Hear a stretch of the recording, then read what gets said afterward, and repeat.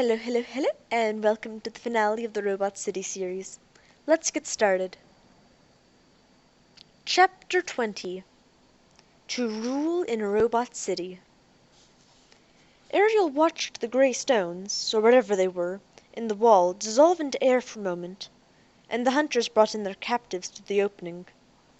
The first one carried Derek gently in his arms as though he were a giant baby, but limp and unconscious. The second entered holding Jeff Leong firmly by one upper arm as they walked. The third held Woolruff cradled on one elbow, and the fourth marched in with Mandelbrot lying over his shoulder, completely shut down. The stone wall reformed behind them. "Clear the table," said Dr. Avery. "Don't worry about where the stuff goes." The hunter carrying Mandelbrot laid him down on the floor, and then extended his arm along the full width of the table at the far end. He then walked down the length of the table as his arm knocked everything it struck onto the floor. By the time he had reached the near end, Dr. Avery had himself swept aside the items within his own reach. Ariel watched in horror. She had never seen a humanoid robot act so messively, even destructively, on a casual instruction.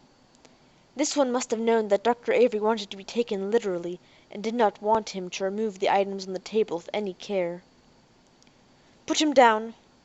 Dr. Avery nodded to the hunter holding Derek. Then he waved at the one carrying Mandelbrot. "And turn him on, will you? This won't be much of a party of so many people feeling unsociable." Ariel felt some relief as the hunter located Mandelbrot's controls and activated him again. "Mandelbrot, tell Dr. Avery what's happening to Derek." Mandelbrot scanned the room quickly. His observation probably told him as much about the current situation as Ariel already knew. "Dr. Avery," he said clearly, "Derek has undergone extreme physical deliberation that continues to increase. He believes that the chemvets you placed in his body are killing him. My observation of his symptoms confirms that likelihood." "Doesn't anybody here want to have a party?" Dr. Avery sighed. "Everyone's so morbid. Say, Mr. Leong, haven't we met before? Not lately, not on this planet, however." "That's right," Jeff said sullenly.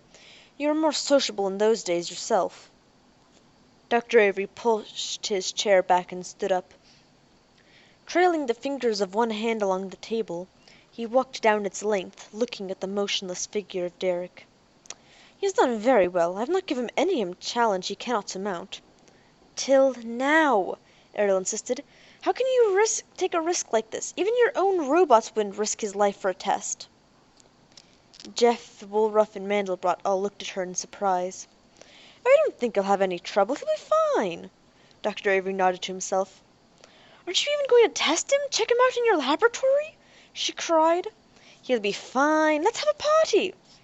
Dr. Avery turned to the hunter who had brought Derek in. "Take him to one of the guest rooms, though. We can't have a party with a guest lying motionless on the dining table, can we?" "Hold it!" Ariel got in between Derek and the hunter. "Can't you understand that he's dying?" "Pick him up," Dr. Avery ordered. The hunter gently but firmly moved Ariel aside and lifted Derek. She threw her arms around Derek's shoulders and hung on. "Wait, Mandelbrot, they're letting him die!" Mandelbrot was standing by the hunter who had brought him in. That hunter, however, had one hand resting on Mandelbrot's open control panel. At the slightest resistance from Mandelbrot, the hunter would shut him down again. The next sequence of events took place very quickly, some of it timed by the speed of postronic brains. Suddenly, Jeff, who was held by one hunter, reached over and grabbed Mandelbrot's hunter by the neck, feeling around quickly for his controls. The hunter, required by the third law to protect himself, grasped Jeff's arm in his other hand. In the tiny fraction of a second that the third law imperative was foremost in the hunter's mind, Mandelbrot stepped away and closed his own control panel with his flexible cellular arm. From the moment Mandelbrot was free, the battle was on. His belief that Derek's life was in danger forced him under the first law to take Ariel's anxiety very seriously. At the same time, the hunters believed Dr. Avery's declaration that Derek was not in danger, so under the second law, they followed their orders for him to detain and control the others. Mandelbrot also shot out an array of information through his comlink to the hunters. He told them of Derek's delicate condition, of Ariel's memory failures, of their physical hardships. In the tiny instant it required, he demanded that they back away from Derek and Ariel immediately, or risk major violations of the first law. He did not know if it would work, but even the slightest hesitation and doubt on their part would help. Even as Mandelbrot sent these signals, he moved toward Derek. Ariel let go of Derek to grab the hunter holding him, knowing that the hunter would be impeded by the necessity of not harming Derek or her. In a couple of quick movements, Mandelbrot's flexible arm had shut down this hunter in a motionless standing position, still holding Derek. Mandelbrot and Ariel lifted Derek and placed him back on the table. One hunter had now taken Woolruff and Jeff under each arm and had lifted them into the air where they were squirming helplessly. "You're hurting me!" Jeff shouted. "First law violation!" The hunter was not convinced. "Stop them!" Dr. Avery screamed. "Don't hit them, but stop them, and don't collide with David. His condition is too fragile." "You've got to believe us!" Ariel shouted, turning to plead with him. "You don't want him hurt either. Just test him!" They stood face to face now, and Ariel saw a strangely twisted expression on his face. It was an angry smile of triumph. For the first time since meeting him, she understood that he truly was crazy, and beyond persuasion by reason. "You did this!" Dr. Avery hissed in her face. "Without you, these extremes would not have been necessary. Leave him alone!" "How dare you blame this on me?" she screamed, and in a mixture of frustration, rage, and exhaustion she lost her temper completely. Unbound by any laws except her conscience, she launched herself at him angrily, grabbing his sideburns in both hands. One of the 4 hunters had been shut down. Another was holding Jeff and Woolruff away from Mandelbrot. Mandelbrot was trying to reach the unguarded control panel of this one with his flexible arm while using his other arm to grapple with the other 2 hunters. With all the robot's attentions focused on each other across the room, they did not notice or respond to the potential harm Ariel and Dr. Avery might do to each other. Dr. Avery grimaced in pain and growled at her as they shuffled around in a tight struggle.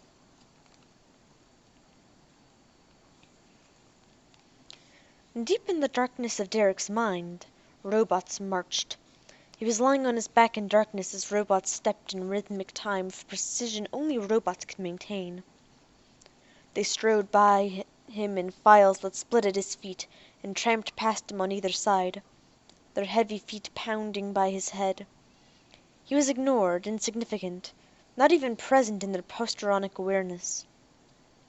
Out of darkness the robots marched. A slight glow of skyline shone behind them, but mostly he could see only a blood-red sky above, one that had never really existed, where space stretched endlessly beyond the planet. Still the robots streamed past, intent on their destination with that single-mindedness so evident in the Avery creations. Avery, Avery, Avery. The beat of pounding feet seemed to take on the name. It was the name of his enemy, the name of... His dreams shifted. Even as the robots continued to march, he watched strange green shapes, some cubic, some pyramidal, rising in the air around him. When he reached for them, missing, he floated up after them. They turned, light shining off their different facets as they rose. He snagged one and it became a computer console under his hands. He was floating higher in the air now. The blood night of Robot City threw its myriad streets into a golden glow without logic or explanation. And still the robots marched. His fingers seemed to type without thought from his mind. "Stop them." "No," answered the central computer. "Stop the city." "No." "Why not?" "Who are you?" I am. Who am I?" "Where are you?" "I am Robot City." "Error. I am Robot City," said the central computer. "Who are you?" "Who am I?" "You are David Avery." "I am David Avery?" Derek stared at the name on the dream console. The dream console was green, made of a flowing pyramid like a tiny compass tower, made of a chemfet. He looked around. This wasn't the real central computer. The blood-red sky told him how small he was. He was floating in his own bloodstream, watching Chemfets and Robot City grow inside him. "I am Dr. Avery," he typed. "I am Dr. Avery. This is my bloodstream, my body, my Robot City." "Acknowledged," said the central computer. The robot stopped marching. He floated in the air high above them now and looked down on the endless rows of robots. Every single Avery robot on the planet raised its head to await Derek's commands. He raised his head and shouted, "Robot City is mine! I am David Avery, and I am Robot City!" At his shout, the sky split, the scene dissipated. He blinked and gradually heard more yells and scraping sounds around him. A chandelier was blazing over him. He took in a deep breath and realized that, for the first time in a very long time, his body felt normal. His mind was clearing slowly as he came awake. His body was tired and cold with dampness, but the weird stiffness was gone. He was no longer in physical danger. "Derek!" Ariel called. "You're awake? Tell Avery what's happening to you." Avery? With a surge of fear and anger, Derek sat up and found himself on a long table. He turned. Ariel and his father, Dr. Avery, were scuffing around in a circle. "I'm all right," Derek said hoarsely. "What?" Ariel looked at him in surprise. "Then help me." "No!" Dr. Avery roared. "No, this is not right. You must help me." "Help you?" Derek shouted angrily. "You're crazy!" "Kill them!" Dr. Avery screamed at the hunters. "Kill them! You must kill them or everything will be for naught!" Ariel pulled free of him and turned toward the two hunters who were still functioning. Mandelbrot had succeeded in shutting down a second one. "Dr. Avery is mad, you understand? He's malfunctioned. You remember the laws of humanics that the supervisors were trying to devise?" Dr. Avery had backed away toward the fireplace. "You must save us!" he shouted at the hunters. "Kill them!" "Listen to him!" Ariel called out, now more in control. "His orders violate the first law. You can't trust his orders anymore. Orders that violate the laws of robotics also violate the second law of humanics, which says humans will not give robots unreasonable orders.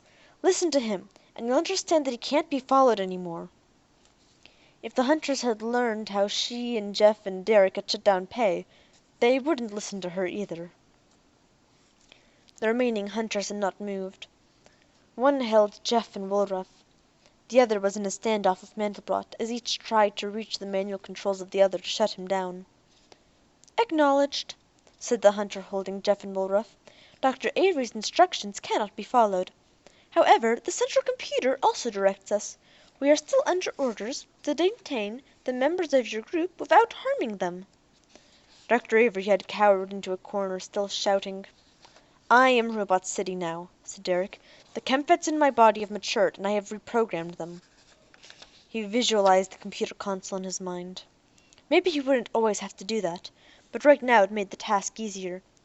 "Central computer," he thought, "eliminate the orders to the hunters regarding Derek or David Avery, Ariel Welsh, the robot Mandelbrot, and the caninoid alien Woolruff. Then notify all pertinent robots of the change." Then aloud he said, "Hunters, a new order should come through to you." "Acknowledged," said the hunter in front of Mandelbrot. He straightened, dropping his guard. "Acknowledged," echoed the other hunter, releasing Jeff and Woolruff. "I received it also," said Mandelbrot. "Now then," said Derek, turning to Dr. Avery. Dr. Avery was standing in the corner of the room to one side of the giant fireplace. As the others turned to watch him, he drew himself up. "Consider what you've accomplished, my son," he said. "Think of it. Everything I have visioned to this point has come to pass, as I intended will. Almost. Never mind this young woman. You rule in Robot City. Soon you'll rule in every Robot City, in thousands of them, throughout all the galaxies." A stinging sadness came over Derek, draining his anger. "You're not right in the head. You started out seeking a utopia, and instead you've gotten sidetracked. This has become a springboard for power, not for good. Maybe if you took it easy for a while, got some professional advice." "You dare to order me?" Dr. Avery yelled. "No, you join me. I order it." "I am not a robot. You can't order me." Derek turned to the hunters. "Please detain Dr. Avery without harming him." The two hunters started forward. With a twisted sneer, Dr. Avery lifted a small object in one hand, a key to Perihelion. He laughed derisively and then vanished. Derek walked slowly to the head of the table, still looking at the space where Dr. Avery had stood. His relief was tinged with melancholy at understanding his father's condition. Everyone was watching him. He turned at his father's chair, resting one hand on the back of it. "Mandelbrot, please put those items on the floor back on the table. Hunters, your task is over. Please return to your holding area, or wherever you normally reside." The robots obeyed. "Are you really okay?" Ariel asked, moving toward him. "David?" He grinned and put his arm around her. "I guess so. David seems to be okay, and so is Derek. I seem to be okay, too." She put her arms around him and they embraced. None of them wanted to split up for the night or go exploring for bedrooms in the Avery estate. As tired as they were, Derek, Ariel, Jeff, and Woolruff were able to sleep by the fire even on the hard floor. Derek knew that Dr. Avery might have transported elsewhere on the planet and could still pose a danger, but he doubted any threat would be immediate. Just before going to sleep, he gave a general order throughout Robot City that all robots were to remain where they were until further notice, except for minimal activities to keep the city operating. That way he would have time later to figure out exactly what status the city was in, and how to return the robots from their assembly points to normal duties. With Mandelbrot standing by and Robot City under his own mental control, he fell into a genuine sleep. The next morning Ariel pointed out the table console to Derek in case he had a use for it.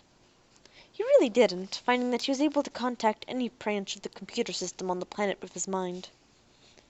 This morning he started with the one in Dr. Avery's kitchen. The entire group, including Mandelbrot, sat at the long table for a real breakfast served by two kitchen robots. It included fresh produce and dishes processed from produce instead of from limited nutrient takes. Derek and Ariel shared their separate adventures with everyone. Then Woolruff and Jeff gave their stories. Since Mandelbrot had been shut down for much of the time they'd been separate, he had little to tell. When the anecdotes had ended, Derek sat at the head of the table in an upbeat mood, thinking over his new responsibilities. "I guess I can have the central computer worry about the particulars of what I have to do," he mused. "If I instruct the central computer to return all the robots to their normal duties, it will do all the organization itself." "But can you really control it with your mind?" Ariel asked. "And can you program the robots mentally, too?" "Apparently I can. Still getting used to the idea myself." "To all your human attributes," said Mandelbrot, "you have now added some of the advantages of a robot." Jeff laughed. "Without the liabilities, if you know what I mean." He winked. While the others laughed, Derek was aware of a message in his mind from the central computer, answering a question he had posed. "No evidence of Dr. Avery on the planet has been reported," said the central computer. If Dr. Avery was here at all, Derek realized, he now had all the disadvantages they had while on the run from him. They now had all the resources he had used, even more considering that they were not burdened by insanity. Considering Dr. Avery's paranoia, Derek felt certain that he had left the planet. Maybe he had gone home to Aurora. Perhaps he had returned to his apartment on Earth, or had other hideaways in reserve as well. "Thank you," said Woolruff. "Good breakfast. Good sleep more now." "I believe we can locate comfortable sleeping rooms here," said Mandelbrot. "The luxury of this room and this meal implies similar luxury elsewhere in this residence." "I'll find a way to shut down the booby traps and riddles," said Derek, grinning at Ariel. She laughed. "It's hard to believe. For the first time Robot City will be at peace, running smoothly and no longer full of mystery."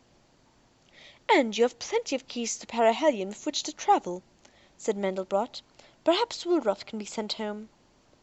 She shrugged her cannonoid shoulders. "Rest first." "I wonder what kind of shape the ship is in," said Jeff. "I only rented it." "Don't worry," said Derek. "I'll have the Minneapolis fully repaired, cleaned, polished, and outfitted for you. We're more than square for any debt you felt you owed us. But you're welcome to stay as long as you want." "Thanks," said Jeff. He shook his head, grinning. "Robot City. It's never been a dull town." When everyone had finished breakfast, Jeff and Woolruff excused themselves to accompany Mandelbrot in a further exploration of Dr. Avery's immense quarters. Later, after function robots had cleared the table and Derek and Ariel were alone in the great hall, he stood gazing into the fire that continued to blaze. He still felt melancholy. "Is there something wrong?" Ariel asked quietly. "Oh, I was just thinking about Dr. Avery, how his wonderful plans all got twisted, and how after researching cultures of Professor Leong and all, he just seemed to drop that subject after a certain point. He's obviously a brilliant man, yet he threw so much away." He looked up at her. "I found out something, too." "What?" "I'm not sure he stopped him in time after all. From what I get out of the central computer, I think some of the robots may have launched themselves from the assembly points before I canceled that instruction." Ariel drew in a quick breath. "If that's true, then they will be building more robot cities just as Dr. Avery wanted. And who knows what precise orders he gave them." "I may be able to find that out in the computer," said Derek. "Maybe I can even call them back somehow. I won't know till I spend some time on it. But there's something else." "What? What's wrong?" "I have my identity back, but I still have amnesia. I don't have all my memory back."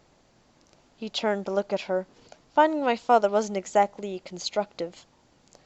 "Maybe you could, oh, I don't know. Perhaps locating your mother would help. Or some of the Avery robots might know of a way to help. Just think of how much help you might get from Robot City and even the robots that may have left." Derek nodded. "I haven't given up, don't worry about that." He grinned. "That isn't me, and from what I've seen, it isn't you either." "It certainly isn't, David." Ariel laughed, looking into his eyes, and tossed her hair back. On an impulse he slid his arms around her waist and drew her close. Then he kissed her waiting lips and felt her arms tighten around his neck. And thus ends the Robot City series. There is a second set of 6 books, which I believe the series is called Derek and Friends, that continues the adventures. But for now, the next book will be the Lucky Star series, written by Isaac Asimov. So I'm going to do the first book in that series, and about midway through that book, I'll put out a poll or something, asking everyone if they prefer I continue Derek and Ariel or the Lucky Star series.